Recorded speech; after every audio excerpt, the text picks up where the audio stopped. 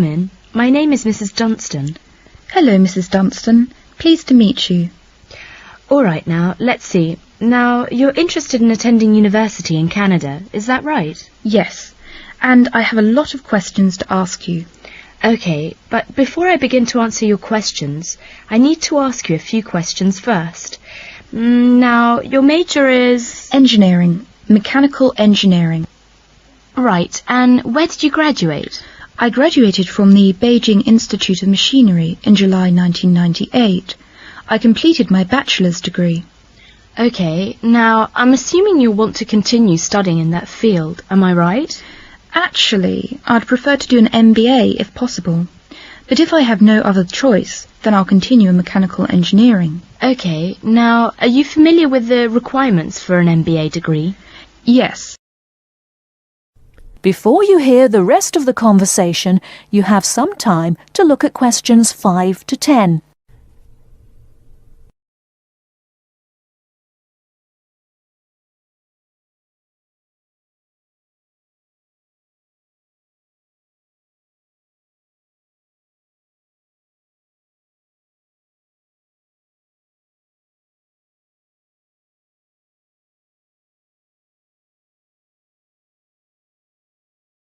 Now listen and answer questions 5 to 10. I think I need to do well on the GMAT, and I'll definitely need the TOEFL or IELTS, right? That's right. You'll need at least 600 on the TOEFL or 6.5 on IELTS. In addition, you need to have completed a bachelor's degree too. Did you take the GMAT yet? No, but I plan to take it in August. The requirements for a master's degree in engineering are a little different. You'll need to take the GRE and of course the TOEFL or IELTS. I see. And when do I start to apply? The best time to start the application process is in November or December of the year prior to your intended year of study. Application forms are usually available in September or October. Which schools in Canada offer the MBA degree? Of the approximately 50 universities in Canada, 20 offer an MBA. Here's a small booklet summarising Canadian university programmes. You'll find all the information on page 22. Great, thanks. And how about tuition and scholarships? Tuition for MBA programmes has been steadily increasing. Some universities now charge the full tuition, meaning that there is no government subsidy. Those universities cost about $10,000 per year, and it's a 2-year programme. Other universities are still government subsidised, so the tuition is only about $4,500 per year. In terms of scholarships, usually the top 5 students entering the MBA programme are given a generous scholarship. All other students have to pay the full fees. International students have to pay the full tuition, that's $10,000 per year. Oh, is it very difficult to get into an MBA programme? Yes, in fact, the competition is very strong. MBA graduates have a pretty easy time finding a job, so many students are eager to do the programme thinking it will guarantee them success in their careers. Well, it sure does sound like an excellent way to start a promising future. What is the school year like? Classes begin in September each year and finish before Christmas. They resume after New Year and finish at the end of April. And after April? Why, that's your summer holiday. Sounds great. I want to thank you, Mrs. Dunstan, for all your help. I really do appreciate it. You're very welcome. And if you have any other questions, please feel free to contact me. You know my number, right? I sure do. Thanks very much. Goodbye.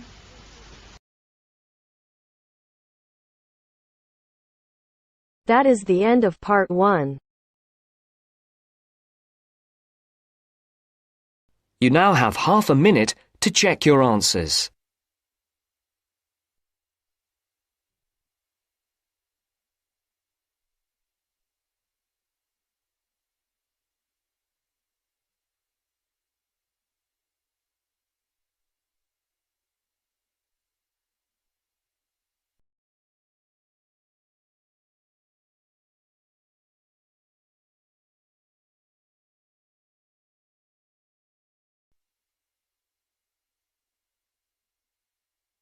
Now turns to part 2. Part 2. First, you have some time to look at questions 11 to 17.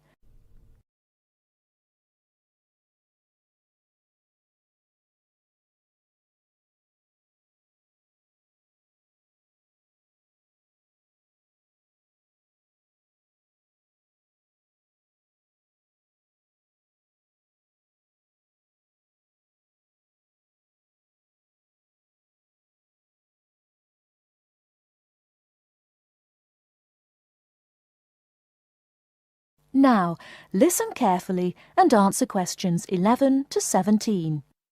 Hello, Clark's Cycle Hire. My name's Keith. How can I help you?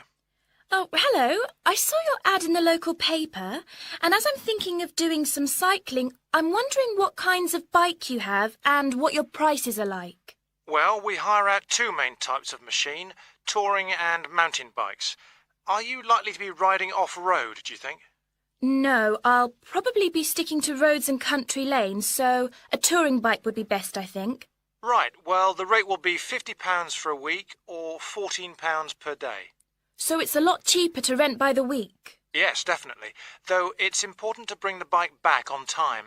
Otherwise, I'm afraid we have to charge a late return fee. And how much is that? For each additional hour, it's £1.25. So if you were a day late, it would cost another £30. Yes, that's right. I'd make sure I didn't do that then. I should also point out there's a deposit which you get back when you return the bicycle. In good condition, of course. On touring models, it's £60. Is there anything else I'd have to pay? No, that's it. Though if you're planning to ride fairly long distances, you might like to have one or two accessories. Such as? Well, for another £5, we can supply lightweight bags, either panniers or the handlebar sort. It's amazing how much they can carry, and the way they're designed means they don't get in the way when you're riding. Well, I'll see.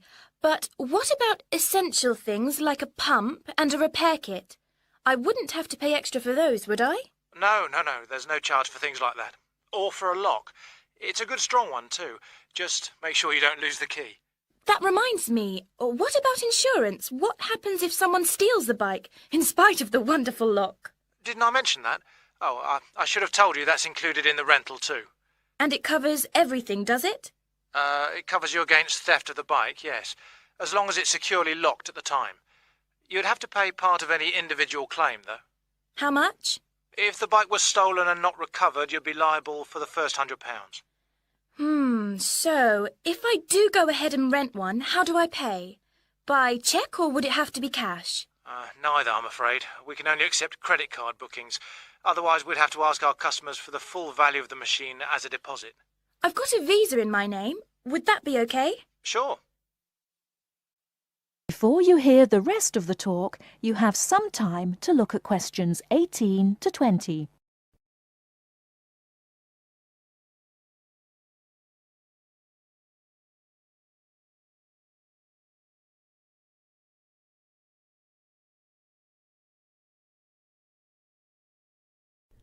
Now listen and answer questions 18 to 20. So if I want to have a look at the bikes, how do I find you? I live near the university, by the way. Right. First you take Woods Road as far as the main police station. I know it. It's right next to the park. Yes, that's it. And after the police station, there's a turning to the right called Oak Street. At the big supermarket? No, it's before then. It's actually between the police station and a garage on the other side. Okay. So, you go down Oak Street until you reach the health centre on the right. If you get to a pub called the Maple Leaf, you've gone too far, all right? Yes, I've got that. Now, opposite the health centre there's a pharmacy, and we're just behind that. Okay, fine. I'll try to call over sometime tomorrow. Great. See you then. Bye. That is the end of part 2. You now have half a minute to check your answers.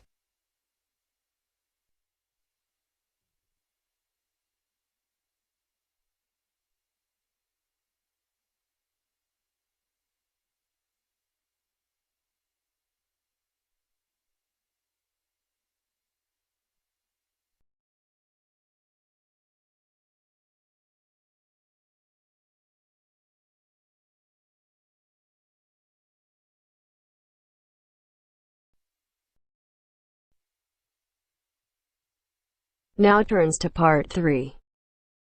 Part 3. You'll hear an interview on job application. First, you have some time to look at questions 21 to 25.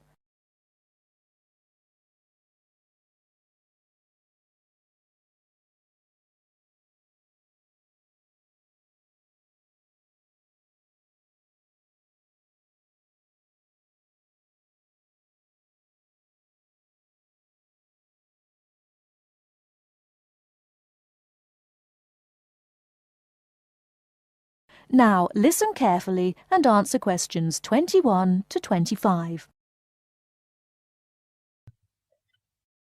These days it's hard enough to find a suitable job, let alone get as far as an interview. Dozens of people every day send off their curriculum vitae or application form and wait hopefully to be summoned for an interview. Now this, apparently, is where a lot of people fall down because of their inadequacy at completing their application forms, according to Judith Davidson, author of Getting a Job, a popular book which has recently come onto the market.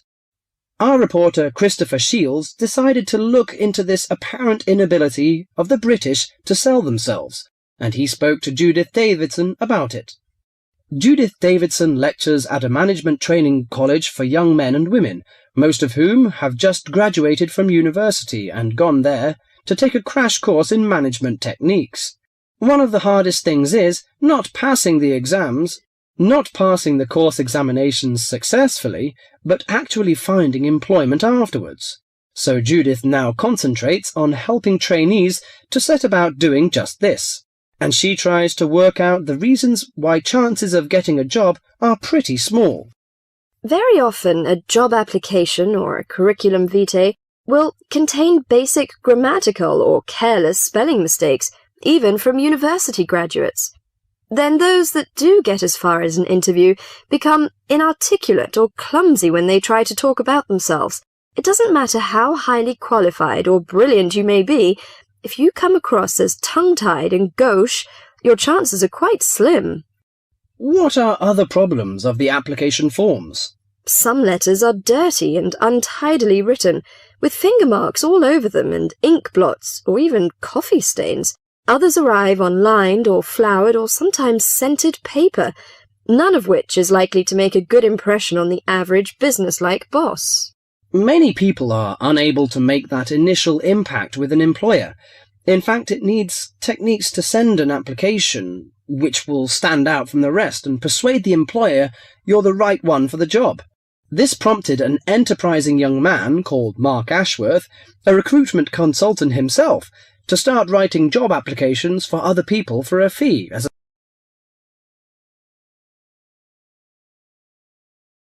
Before you hear the rest of the talk, you have some time to look at questions 26 to 30.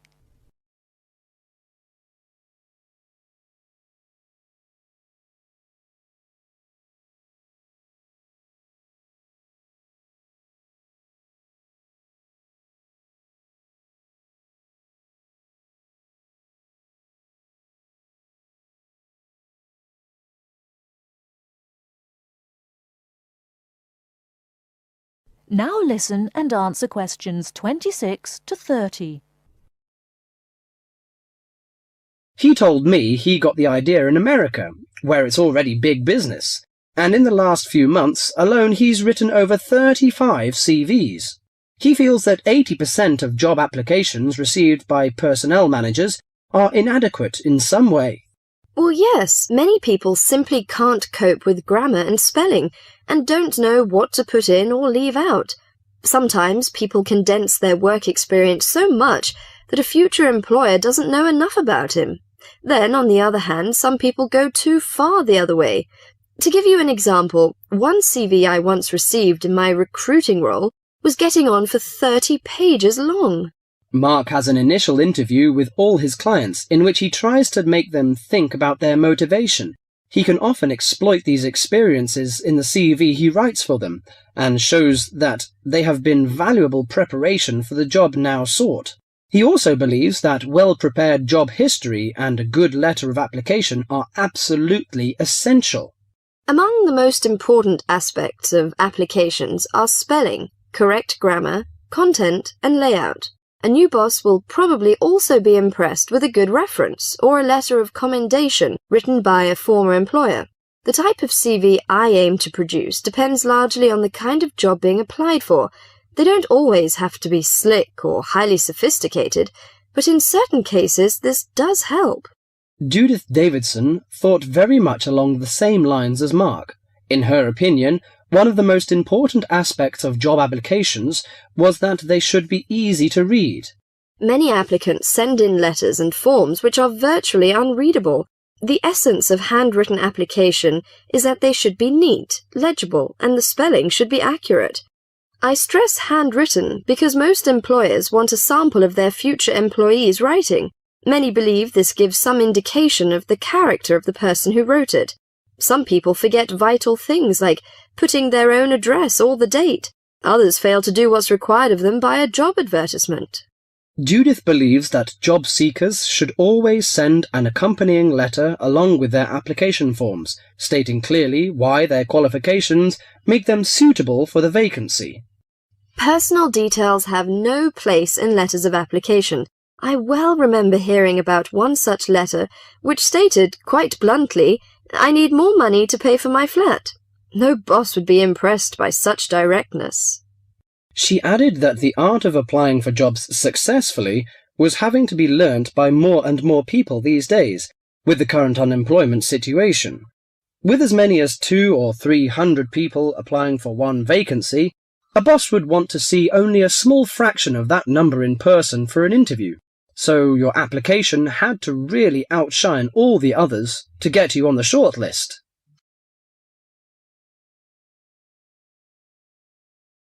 That is the end of part 3. You now have half a minute to check your answers.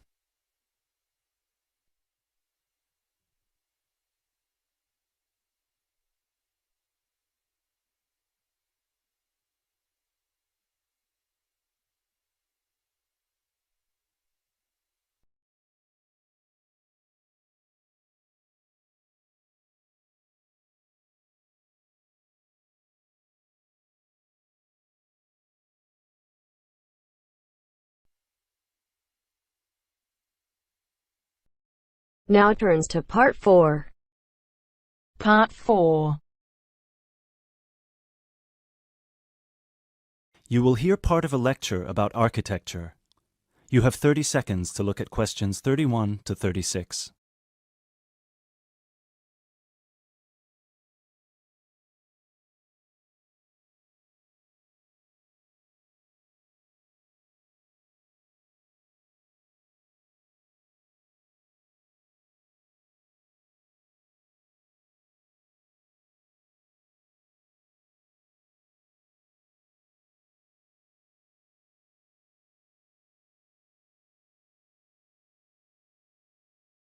During today's seminar, we will be looking at English Gothic architecture and its origins with a specific case study of Wells Cathedral in England. The Gothic style was initially brought over to England from France. This was at a period of time in which England was ruled from France by the Normans, starting with William the Conqueror, who first defeated the English army at the Battle of Hastings on October 14th, 1066. After 1072, when some smaller rebellions in northern England had been defeated, the Normans gained complete control of the English monarchy, which they controlled until 1154. The peace that ensued in England had a large impact on many aspects of daily life. Thousands of French words entered the English language for the first time, such as beef, fruit, city, and hour. French ideas and styles, like Gothic, also began to flow across the Channel to England too, examples of which can still be seen in the architecture of many listed buildings.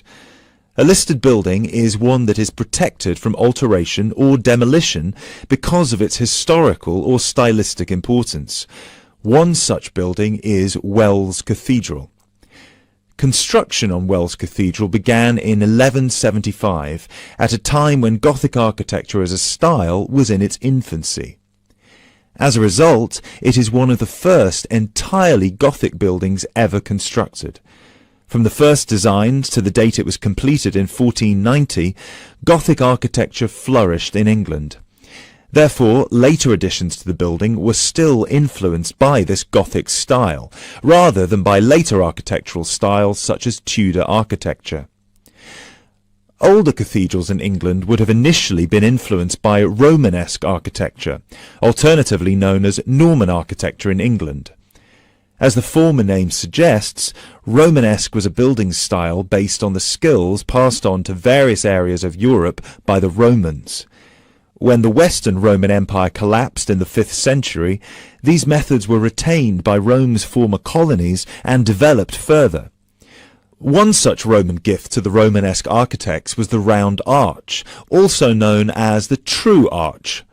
The Romans perfected this style by using wedge-shaped stones called voussoirs, which created pressure that held the structure together at the top. Cathedrals in England, such as the ones in Ely and Canterbury, were started before the arrival of Gothic architecture. Even though parts of those two cathedrals, which were constructed later, are in the Gothic style, other sections predating the arrival of Gothic architecture are Romanesque. The result is known as eclectic, because the building is constructed using more than one style. All of these cathedrals belong to a group known as the Medieval Cathedrals of England. There are 26 different buildings that belong to this group in total, all of which were constructed or added to during a 500-year period from 1040 to 1540.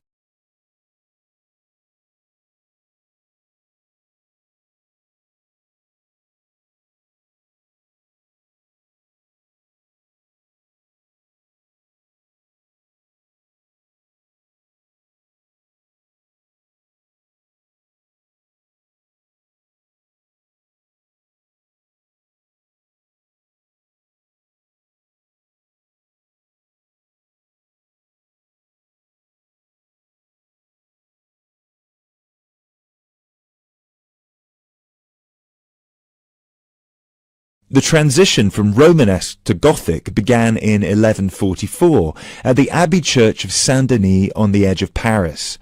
It was here that a Benedictine abbot by the name of Suger had just completed his plan to rebuild the Basilica of Saint-Denis in a new style through which he believed the dull mind rises to truth through that which is material. This refers to one architectural feature in particular, high rib-vault ceilings which created much more space inside the cathedral and were designed to draw the attention of people up towards heaven. This design feature also allowed whole walls of the cathedral to be transformed by colourful stained glass. Work started on Wells Cathedral soon afterwards, greatly inspired by Abbot Suger's work. Planned in the crucifix style with the head pointing east and foot pointing west, the cathedral is 126 metres long and the nave is 20 metres high. This is quite low compared to some of the bigger cathedrals elsewhere. Use of tracery, lancet windows and mullions are all characteristic of English Gothic architecture. Whilst examples of all three of these architectural elements can be found at Wells, the lancet windows have no tracery at all, which was more common in early English Gothic architecture before advances were made in the use of mullions and tracery with glass. Lancet windows are tall, thin windows with a pointed arch at the top, and are so named because they resemble the weapon often carried by a soldier called a lance. Examples of these lancet windows can be seen on the west front of the cathedral, which is the most celebrated for its life-size sculptures and delicate floral carvings. Inside the pinnacle-topped gable is a sculpture of Christ the Judge. Immediately below him, sculptures of the 12 apostles peer out over the small city of Wells. Below the apostles are 9 archangels, which are half-size sculptures. At one time, all of these, along with the decorative carvings, would have been painted and gilded.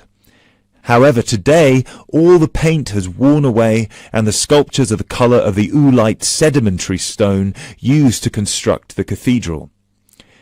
It is remarkable to think that more than 800 years ago, such magnificent buildings were created without the use of large cranes and modern technology. It would have taken much longer, but it is possible to see the high level of craftsmanship and attention to detail that is less common in the modern day.